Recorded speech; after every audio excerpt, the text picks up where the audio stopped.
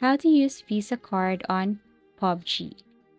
So this is a simple and easy guide on how to use Visa card on PUBG. So basically what you're going to do here is you have to simply go first to your Google Play Store. On your Android, open the Google Play Store and then you need to access payment and methods. So tap your profile, navigate to payments and subscriptions or payment methods. And then this time you have to add card, select add credit or debit card and enter your Visa card details.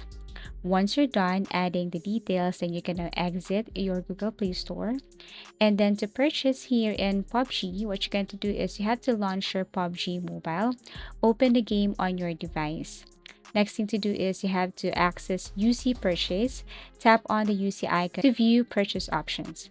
And then after that, select amount, choose the desired UC package, and then complete payment. So proceed with the payment using your Google Play balance, which now includes Visa gift card funds. As easy as that.